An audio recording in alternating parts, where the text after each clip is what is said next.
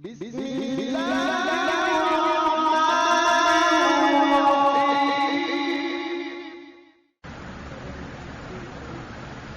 بھائی، آگے سبق دیکھیے بھائی.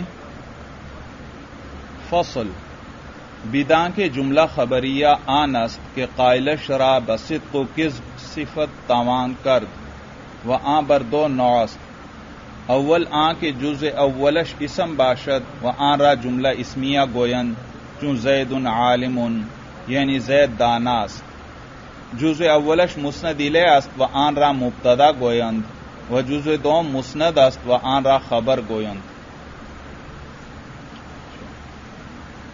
تو آج ہم گزشتہ سبق کو دوبارہ کر لیں گے، اس کا خلاصہ بھی آ جائے گا، اس کی ساری تفصیل بھی آ جائے گی، اور اس میں انشاءاللہ بہت سی نئی چیزیں بھی آ جائیں گی، مزید کئی نئی باتیں بھی اس میں آ جائیں گی.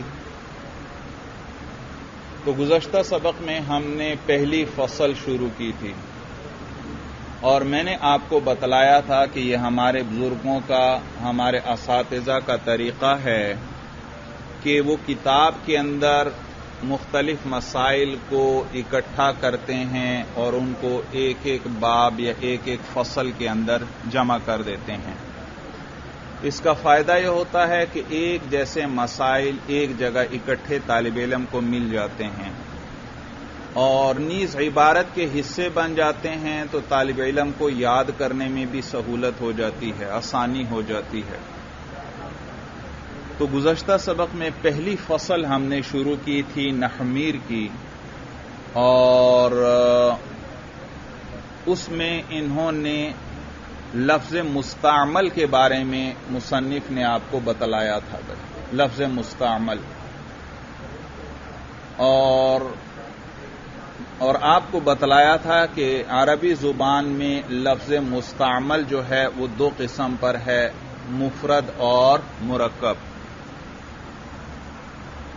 تو پہلی فصل کس کے بارے میں ہے؟ لفظ مستعمل کے بارے میں.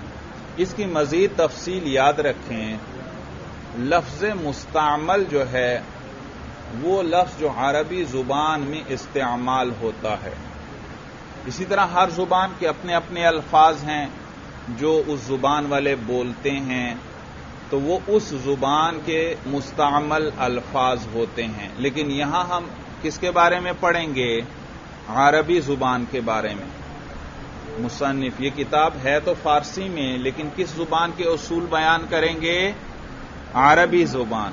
کہ عربی زبان کے کو پڑھنا کیسے ہے، اس کے مختلف اصول اور ضابطے ذکر کریں گے، کیونکہ یہ علم نحو میں یہ کتاب لکھی گئی ہے. تو یاد رکھیے لفظ مستعمل کا دوسرا نام لفظ موضوع بھی ہے. بھائی لفظ مستعمل کا دوسرا نام کیا ہے؟ لفظ موضوع. میم واو ضاد واو اور عین. موضوع. موضوع اس میں مفعول ہے وضع یضع سے. وضع یضع وضعا، اور وضع یضع وضعا کا معنی ہے مقرر کرنا، متعین کرنا. تو ہر زبان والوں نے مختلف چیزوں کے لیے، مختلف معانی کے لیے خاص الفاظ مقرر کیے ہوتے ہیں. توجہ ہے، ہر زبان والوں نے مختلف چیزوں کے لیے مختلف نام مقرر کیے ہوتے ہیں، یعنی مختلف الفاظ وضع کیے ہوتے ہیں. توجہ ہے. آسان لفظوں میں کیا کہیں؟ مختلف معانی اور مختلف چیزوں کے لیے انہوں نے مختلف الفاظ مقرر کیے ہوتے ہیں. اور علمی انداز میں کیا کہیں گے؟ مختلف الفاظ وضع کیے ہوتے ہیں. توجہ ہے. وضع کا کیا معنی؟ مقرر کرنا. مقرر کرنا. مثلا دیکھو، میں نے کہا گلاس، فوراً پانی پینے والے ایک برتن کی صورت آپ کے ذہن میں آ گئی، کیونکہ ہم نے اس برتن کے لیے گلاس کا لفظ مقرر کیا ہے. جیسے گلاس بولیں ذہن میں فوراً کیا آتا ہے؟ وہ پانی پینے والا برتن. یہ جیسے آپ کا ایک ساتھی ہے، اس کے ماں باپ نے اس کا نام زید رکھا، وہ آپ کا ساتھی ہے، آپ اسے اچھی طرح جانتے ہیں. جیسے ہی میں نے کہا زید، فوراً اس ساتھی کی صورت جو ہے وہ آپ کے ذہن میں آ جاتی ہے، کیونکہ یہ نام اس کے لیے مقرر کیا گیا ہے۔ میں نے جیسے ہی کہا دیوار، دیکھو فوراً ایک چیز آپ کے ذہن میں آ گئی جس کے لیے ہم نے یہ لفظ مقرر کیا ہے۔ میں نے جیسے ہی کہا چھت، فوراً ایک چیز کی صورت آپ کے ذہن میں آ گئی جس کے لیے ہم نے یہ لفظ مقرر کیا ہے۔ میں نے کہا بہادری، دیکھو فوراً آپ کے ذہن میں ایک معنی آ گیا جس کے لیے ہم نے یہ لفظ مقرر کیا ہے۔ کتاب، قلم، پہاڑ، درخت، مدرسہ، مسجد، بازار، دیکھو جو جو میں لفظ بولتا جا رہا ہوں اس کا معنی فوراً آپ کے ذہن میں آتا جا رہا ہے۔ سمجھ رہے ہیں یا نہیں؟ ایک ایک لفظ میں نے جتنے لفظ بولے آپ کو ان کا معنی سمجھ میں آیا یا نہیں آیا؟ ہر لفظ کا معنی سمجھ میں آیا۔ کیوں؟ کیونکہ ہم نے ان معانی یا ان چیزوں کے لیے یہ الفاظ مقرر کیے ہوئے ہیں۔ جیسے ہی یہ لفظ بولیں فوراً وہ چیز یا اس کی صورت ہمارے ذہن میں آ جاتی ہے۔ تو ہر زبان کے اندر اسی طرح ہے۔ دیکھو یہ جو لفظ میں نے ابھی آپ کے سامنے بولے، اگر یہی الفاظ میں کسی عرب کے سامنے بولوں گا اس کو سمجھ نہیں آئے گی، کیونکہ انہوں نے انہی چیزوں کے لیے اور نام مقرر کیے ہوئے ہیں۔ وہ گلاس نہیں کہیں گے، وہ کأسن کہیں گے، کأس۔ اسی طرح وہ دیوار نہیں کہیں گے، وہ جدار کہیں گے۔ بات سمجھ میں آ رہی ہے؟ تو انہوں نے ہر چیز کے اپنے اپنے نام مقرر کیے ہوئے ہیں۔ اسی طرح انگریز کے سامنے یہ الفاظ بولیں تو اس کو ان کے معنی سمجھ میں نہیں آئیں گے۔ کوئی ہو سکتا ہے ایک آدھ لفظ مشترک ہو، لیکن اکثر الفاظ کے معنی اس کو سمجھ میں نہیں آئیں گے، کیونکہ انہوں نے انہی چیزوں کے لیے الگ الگ اپنے نام مقرر کیے ہوئے ہیں۔ بات سمجھ میں آ رہی ہے؟ تو کسی زبان والوں نے جو الفاظ مختلف معانی یا مختلف چیزوں کے لیے مقرر کیے ہوتے ہیں اس کو کہتے ہیں لفظ موضوع۔ کیا کہتے ہیں؟ لفظ موضوع۔ تو لفظ مستعمل کا دوسرا نام کیا ہے؟ لفظ موضوع۔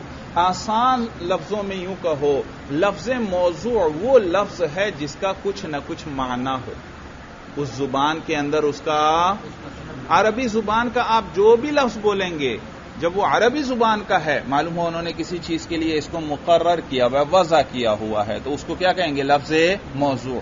تو آسان لفظوں میں یوں کہو، لفظ موضوع جو ہے وہ با معنی لفظ کو کہتے ہیں جس کا کوئی معنی ہو، اور اگر لفظ کا کوئی معنی نہ ہو تو اس کو محمل کہتے ہیں۔ کیا کہتے ہیں؟ محمل، جس لفظ کا کوئی معنی نہ ہو۔ آپ بھی استعمال کرتے ہیں اس طرح، بھائی آپ کا ساتھی آیا دور سے، آپ نے اس سے کہا بھائی روٹی شوٹی کھائیں گے؟ اب روٹی تو ایک چیز کا نام ہے، لیکن ساتھ ہی جو شوٹی کا لفظ آپ نے ملایا، دیکھو اس کا کوئی معنی نہیں، تو روٹی کون سا لفظ ہوا؟ موضوع، جس کا کوئی معنی ہے، اور شوٹی کیسا لفظ ہوا؟ محمل، جس کا کوئی معنی نہیں۔ یا آپ کا ساتھی آیا، گرمی ہے، آپ نے اس سے کہا آپ پانی وانی پیئیں گے؟ تو دیکھو پانی یہ کیا ہے؟ لفظ موضوع، اور وانی یہ کیا ہے؟ لفظ محمل، جو آپ نے اس کے ساتھ ویسے ہی ملا دیا جس کا کوئی معنی نہیں۔ تو لفظ موضوع اور لفظ مستعمل کسے کہتے ہیں؟ جس کا کوئی معنی ہو۔ آسان لفظوں میں با معنی لفظ کو کیا کہتے ہیں؟ لفظ موضوع۔ دوسرا نام کیا ہے؟ لفظ مستعمل۔ اور وہ لفظ جس کا کوئی معنی نہ ہو اس کو کیا کہتے ہیں؟ محمل کہتے ہیں۔ تو اس پہلی فصل میں وہ لفظ موضوع کی قسمیں بیان کر رہے ہیں، اور پھر میں نے بتایا یہ ہر زبان میں اسی طرح ہے، ہر زبان والوں نے اسی طرح چیزوں کے نام مقرر کیے ہوتے ہیں، وہ ساری زبان انہی چیزوں پر مشتمل ہوتی ہے۔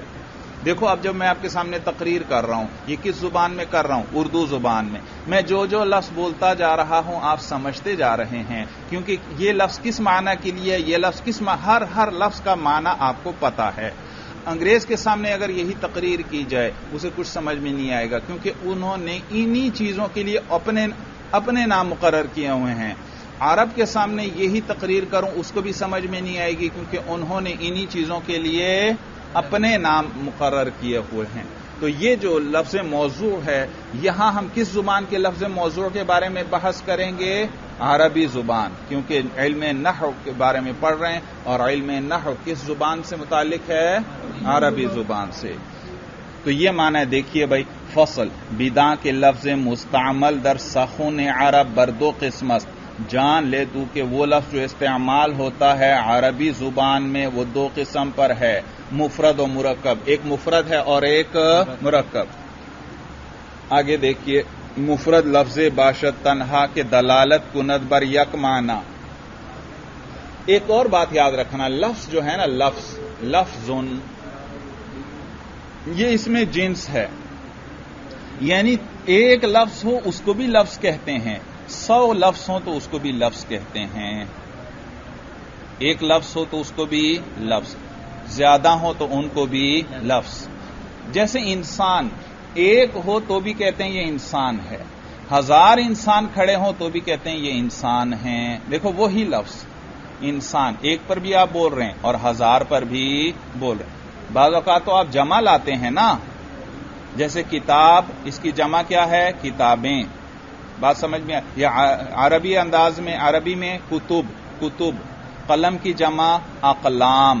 وہ مفرد کے لیے الگ لفظ ہے، جمع کے لیے الگ. لیکن بعض لفظ ایسے ہوتے ہیں کہ ایک ہی لفظ مفرد پر بھی وہی بولا جاتا ہے اور جمع کے لیے بھی وہی. اس کو کیا کہتے ہیں؟ اس میں جنس. تو لفظ کیا ہے؟ اس میں جنس ہے. یہ ایک لفظ ہو اس کو بھی لفظ کہتے ہیں، اور 100 لفظ ہوں ان کو بھی لفظ کہتے ہیں. جمع بھی استعمال ہوتی ہے الفاظ، اور یہی لفظ مفرد بھی سب پر بولا جاتا ہے. بات سمجھ میں آ گئی؟ لفظ کی جمع کیا ہے؟ الفاظ. تو الفاظ بھی استعمال کر لیتے ہیں جمع کے لیے، اور صرف لفظ بھی استعمال کر لیتے ہیں جمع کے لیے. تو انہوں نے آپ کو بتلایا کہ مفرد لفظ باشد تنہا کے دلالت کند بر یک معنی. تو انہوں نے آپ کو بتلایا پہلی فصل میں لفظ مستعمل کی تقسیم کی تھی، اور انہوں نے آپ کو بتلایا تھا کہ عربی زبان میں لفظ مستعمل جو ہے وہ 2 قسم پر ہے، مفرد اور مرکب. اور پھر انہوں نے آپ کو بتلایا تھا کہ مفرد وہ اکیلا لفظ ہے. مفرد وہ تنہا کا کیا معنی تھا؟ اکیلا. مفرد لفظ باشد تنہا، مفرد وہ اکیلا لفظ ہے کہ جو دلالت کرتا ہے ایک معنی پر.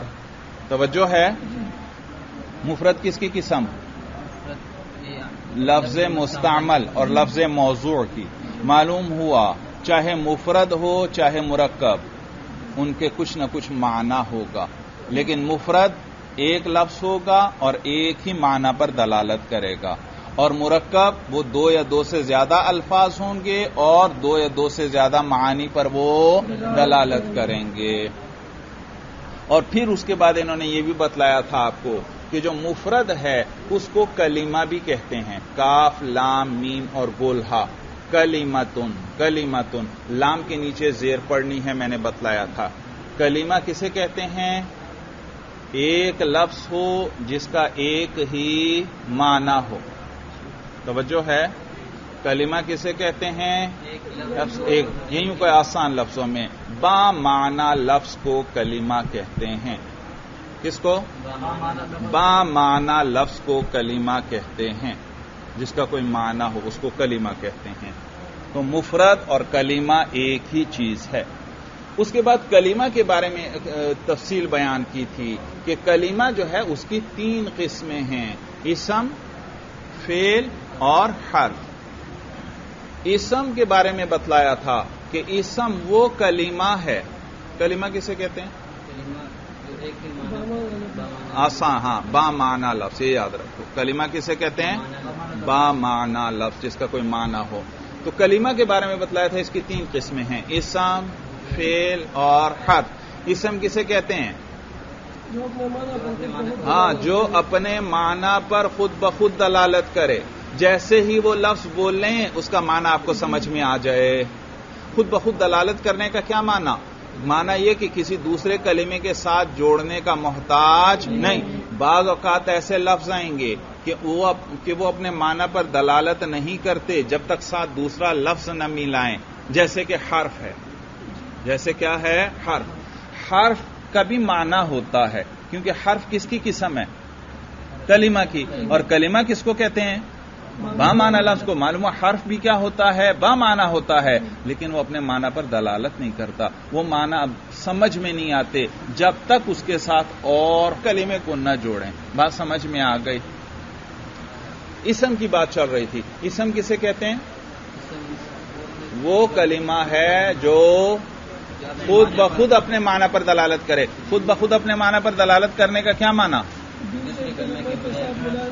ہاں، دوسرے کلمے کو ساتھ جوڑنے کی ضرورت نہیں. آپ صرف وہ اکیلا کلمہ بولیں، فوراً دوسرے کو اس کا معنی سمجھ میں آ جائے گا. جیسے ابھی میں نے مثالیں ذکر کی: گلاس، کتاب، قلم، دیوار، پہاڑ، آبشار، بادل، بارش، درخت، پھل. دیکھو جو لفظ میں بولتا جا رہا ہوں آپ معنی سمجھتے جا رہے ہیں، کسی اور کلمے کو ساتھ جوڑنے کی ضرورت نہیں. تو یہ ہے اسم. اسم کسے کہتے ہیں؟ وہ کلمہ. کلمہ کسے کہتے ہیں؟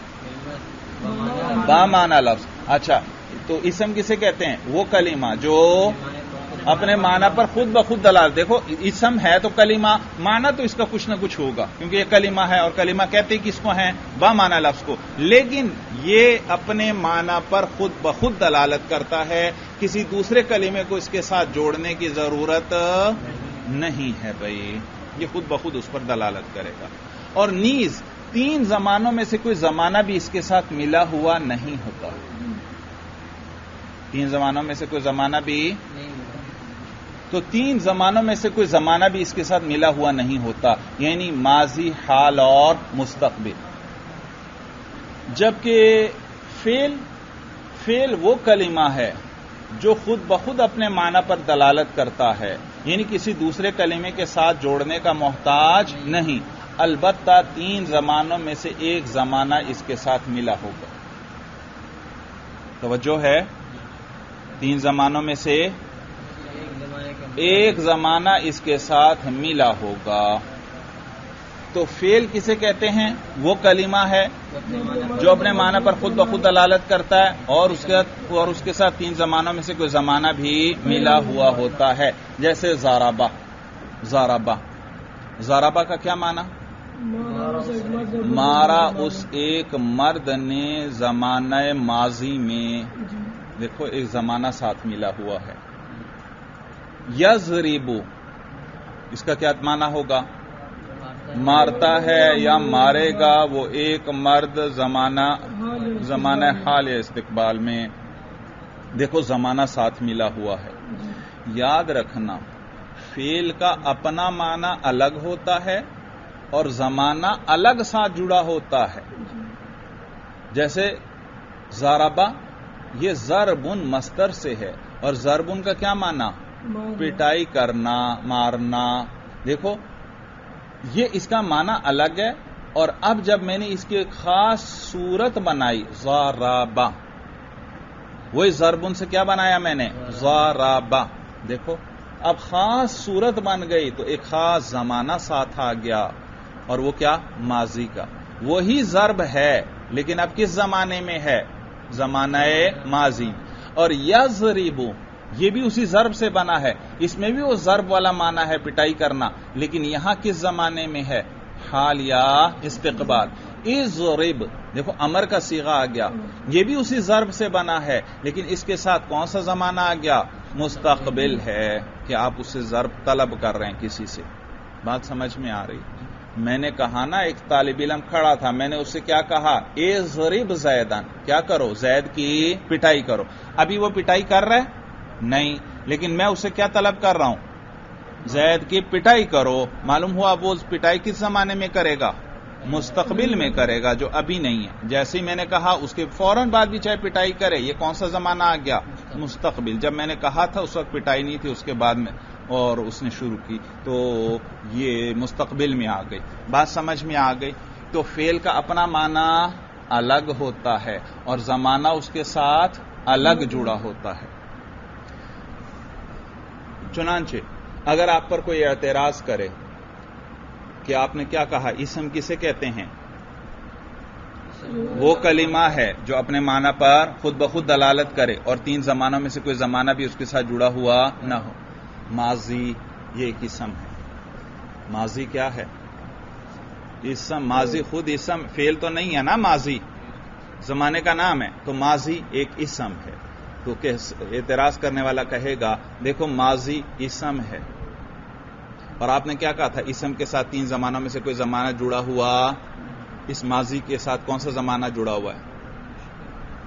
گزشتہ زمانہ. کیونکہ ماضی کا کیا ترجمہ ہے؟ ماضی کا کیا ترجمہ ہے؟ گزشتہ زمانہ، گزرا ہوا زمانہ. دیکھو ایک اسم ہے اور اس میں کون سا زمانہ آ گیا؟ گزرا ہوا زمانہ. یا وہ کہتا ہے مستقبل، مستقبل اسم ہے، مستقبل کیا ہے؟ اور اس میں کون سا زمانہ ہے؟ آنے والا، آنے والا. اور حال، حال کیا ہے؟ اسم ہے، اور اس میں کون سا زمانہ ہے؟ موجودہ. تو آپ نے تو کہا تھا اسم وہ ہوتا ہے جس میں 3 زمانوں میں سے کوئی زمانہ ساتھ جڑا ہوا نہیں ہوتا. ہم نے دکھا دیا کہ اس میں ماضی بھی کبھی آ جاتا ہے، کبھی حال بھی، اور کبھی اس مستقبل بھی. تو آپ فوراً جواب میں کہیں بھئی ہم نے کہا تھا کہ ہم نے بتلایا تھا فعل کے ساتھ زمانہ ہوتا ہے. کیا ہوتا ہے؟ لیکن زمانہ الگ جڑا ہوتا ہے اور فعل کا اپنا معنی الگ ہوتا ہے.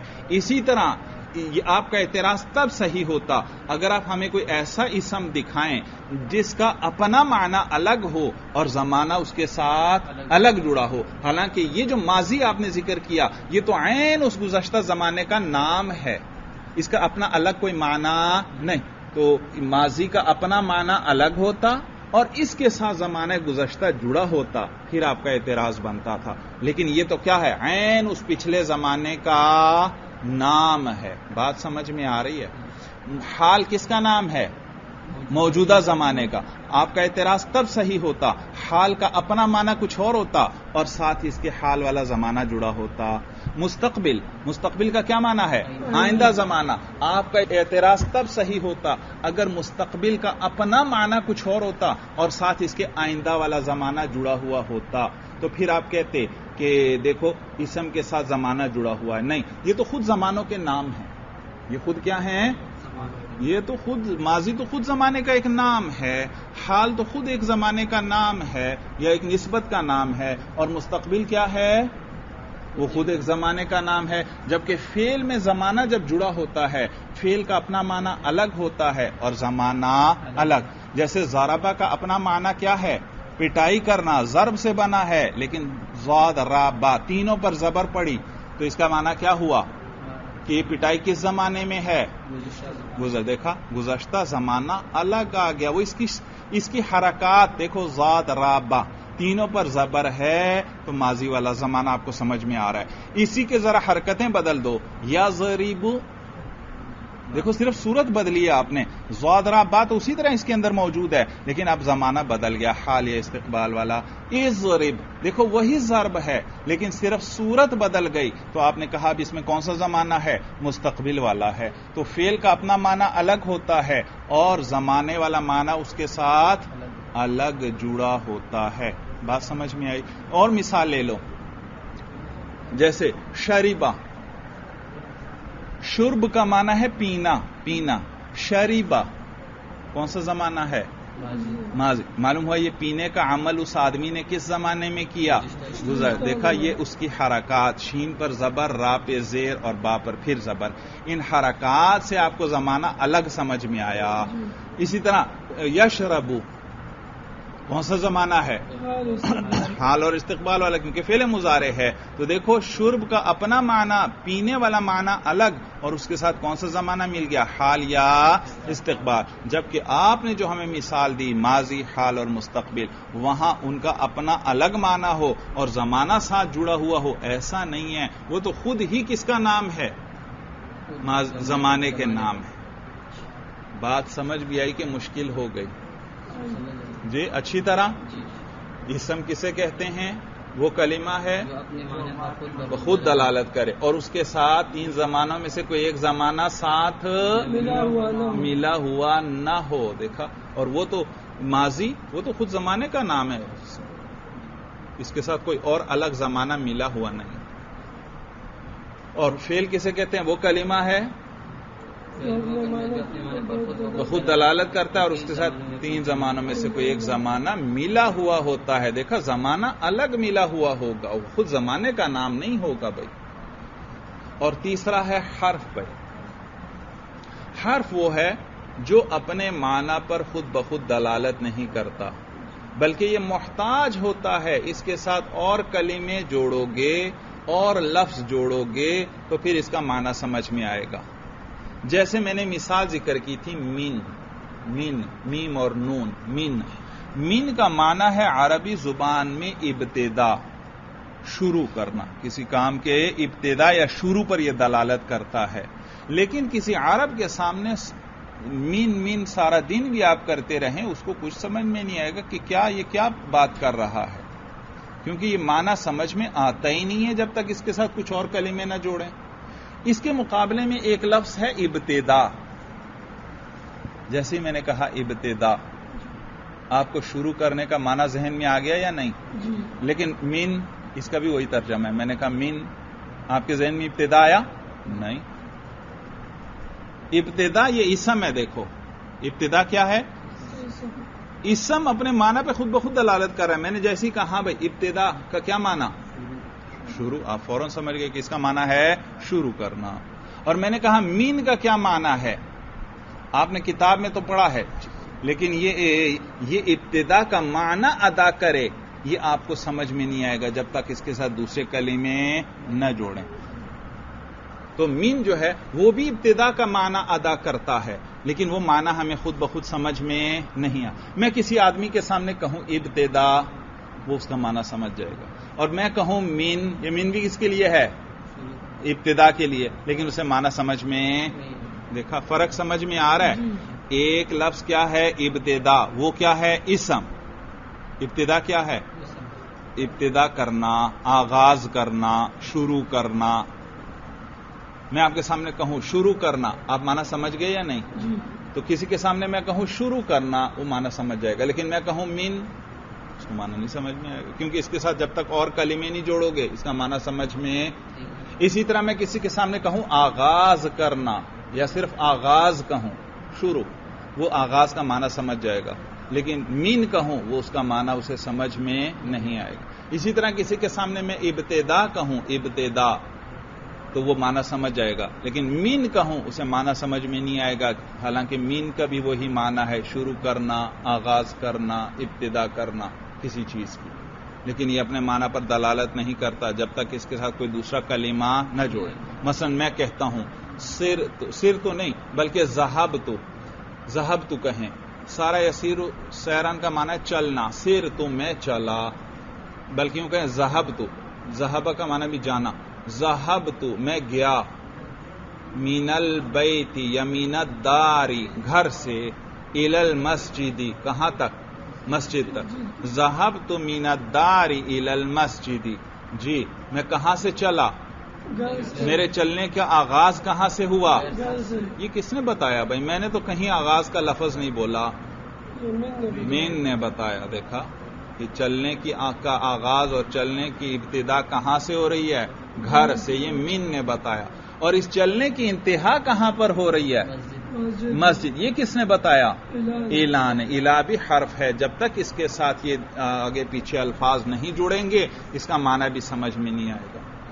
تو مین کا معنی بھی ابتدا اور لفظ ابتدا کا معنی بھی ابتدا. لیکن لفظ ابتدا اسم ہے، وہ بولتے ہی معنی سمجھ میں آ جاتا ہے.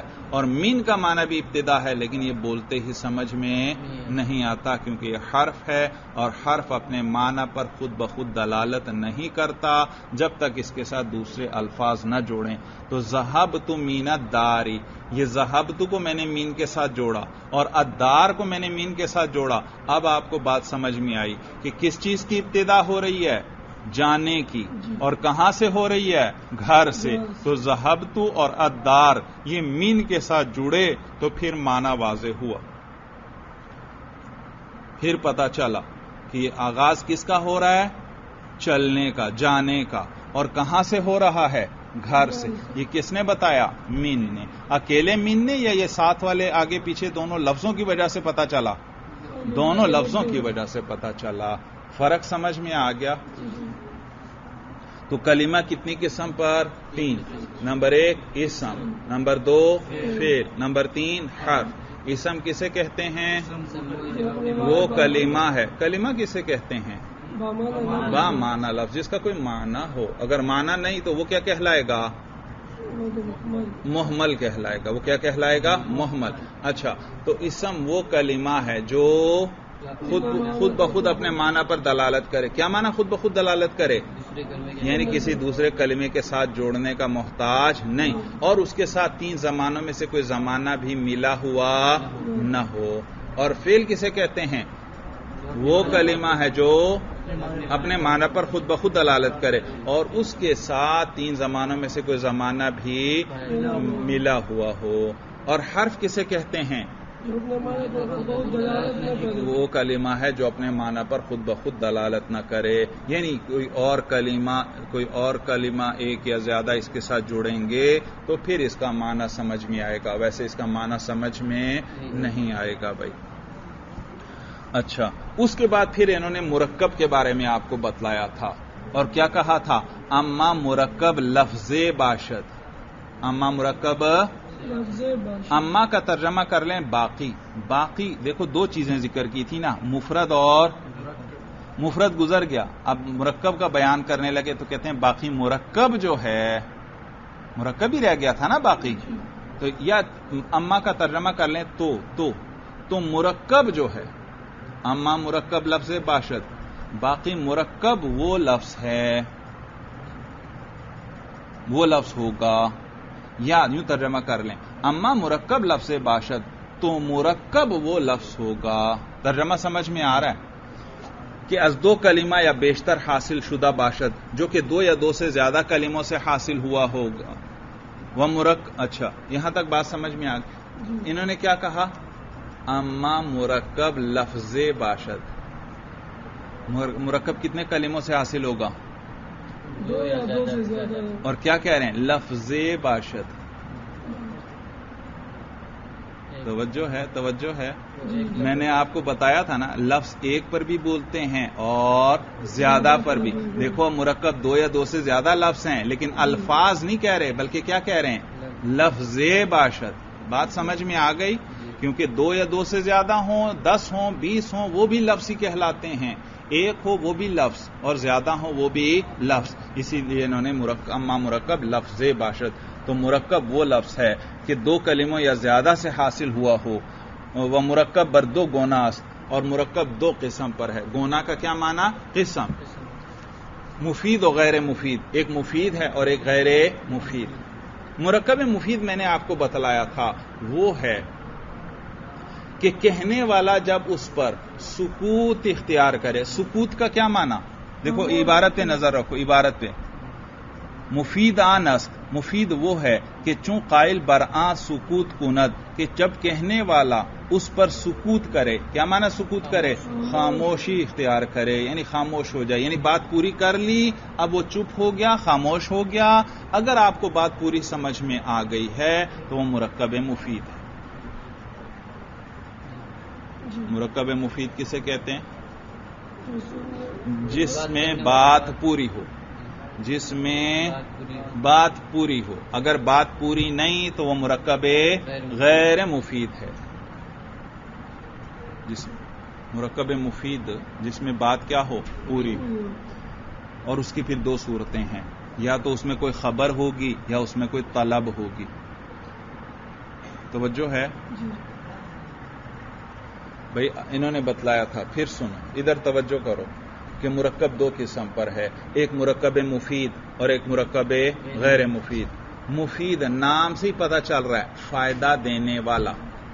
مرکب مفید کا کیا معنی؟ وہ مرکب جو فائدہ دینے والا ہے. یعنی وہ مرکب ہے جس سے آپ کو بات کا علم ہو جاتا ہے، ایک چیز کا پتہ چل جاتا ہے، ایک بات کا پتہ چل جاتا ہے. جب اس میں بات پوری ہے معلوم ہو اس نے آپ کو فائدہ دیا، اور اگر بات ہی پوری نہیں ہے تو آپ کو فائدہ بھی نہیں. مثلا میں نے آپ سے کہا زید عالم ہے. کتنے لفظ؟ زید عالم ہے، 3 لفظ ہیں. اور بات پوری ہے یا پوری نہیں ہے؟ بات پوری ہے. اس سے آپ کو کیا پتا چلا؟ کہ زید عالم ہے، جاننے والا ہے. تو دیکھو یہ ہے مرکب مفید جس سے آپ کو بات کا پورا پتا چل گیا. اور اس کے بجائے میں 3-4 لفظ بول دوں اور بات پوری نہ ہو تو آپ کو کوئی فائدہ نہیں ہوگا. مثلا میں آپ سے کہتا ہوں زید کے بھائی کا بیٹا. کتنے لفظ ہیں؟ زید کے بھائی کا بیٹا. کتنے لفظ ہیں؟ 5 لفظ ہیں. زید کے بھائی کا بیٹا. کوئی بات سمجھ میں آئی؟ نہیں. وہ زید کے بھائی کا بیٹا تو ذہن میں آ گیا، لیکن بات کوئی پوری ہوئی؟ میں 3 دفعہ 4 دفعہ کہتا ہوں زید کے بھائی کا بیٹا، زید کے بھائی کا بیٹا، زید کے بھائی کا بیٹا. آپ خود ہی تنگ آ کر کہیں گے بات تو پوری کرو، اس کو کیا ہوا؟ مر گیا ہے، زندہ ہے، کہیں سفر پہ گیا ہے، کہیں سے واپس آیا؟ بات تو پوری کریں. ہمیں تو نہیں پتا چل رہا آپ کہنا کیا چاہتے ہیں. معلوم ہے یہ مرکب مفید نہیں ہے. لفظ بے شک 5 ہیں لیکن یہ کوئی فائدہ نہیں دے رہا. بات سمجھ میں آ گئی؟ تو مرکب مفید کسے کہتے ہیں؟ جس میں بات پوری ہو، یعنی جو فائدہ دے. اور مرکب غیر مفید جس میں بات پوری نہ ہو. اور پھر مرکب مفید انہوں نے آپ کو بتلایا تھا کہ اس کو جملہ بھی کہتے ہیں اور کلام بھی کہتے ہیں، اور انہوں نے تفصیل بیان کی تھی. دیکھیے کتاب پر کہ مفید وہ ہے کہ چون قائل برآں سکوت کند، کہ جب کہنے والا اس پر سکوت کرے، خاموشی کرے، تو سامع را خبرے یا طلب معلوم شود، تو سننے والے کو خبر یا طلب معلوم ہوتی ہے. خبر یا، میں نے آپ سے کہا زید عالم ہے، دیکھو آپ کو ایک خبر یعنی ایک بات کا پتہ چلا. اور میں نے آپ سے اسی طرح طلب کے لیے بھی آتا ہے، یہ طلب کے لیے میں نے آپ سے پوچھا کیا زید عالم ہے؟ دیکھو بات پوری آپ کو سمجھ میں آ گئی کہ یہ شخص سوال کر رہا ہے، ایک چیز طلب کر رہا ہے میرے سے. تو مرکب مفید میں کبھی تو آپ کو ایک بات کا پتہ چلے گا اور کبھی آپ سے کوئی چیز طلب کی جائے گی آپ سے. مرکب مفید میں یا تو کوئی خبر ہوگی یا کوئی طلب. دیکھو میں نے آپ سے کہا کیا زید عالم ہے، میں نے سوال کیا، میں آپ سے کوئی بات طلب کر رہا ہوں کہ مجھے بتلاؤ کہ زید عالم ہے یا عالم نہیں ہے. تو مرکب مفید کسے کہتے ہیں؟ جب کہنے والا اس پر سکوت اختیار کرے تو سننے والے کو خبر یا طلب معلوم ہو. اور آسان لفظوں میں مرکب مفید کسے کہتے ہیں؟ جس میں بات پوری ہو. اور اگر بات پوری نہیں تو وہ مرکب غیر مفید. اور مرکب مفید کا دوسرا نام کیا ہے؟ جملہ. اور اسی طرح اس کا نام کیا ہے؟ کلام بھی ہے، کلام. پھر اس کے بعد انہوں نے آپ کو بتلایا تھا کہ یہ جو جملہ ہے، یہ جو کلام ہے، یہ 2 قسم پر ہے. یا یہ جملہ خبریہ ہوگا یا جملہ انشائیہ ہوگا. انشائیہ. چلیے بس باقی پھر اگلے سبق میں کر لیں گے. بس بہذا هو المرام، اللہ اعلم بحقیقت الکلام. یہاں تک بات سمجھ میں آ گئی اچھی طرح؟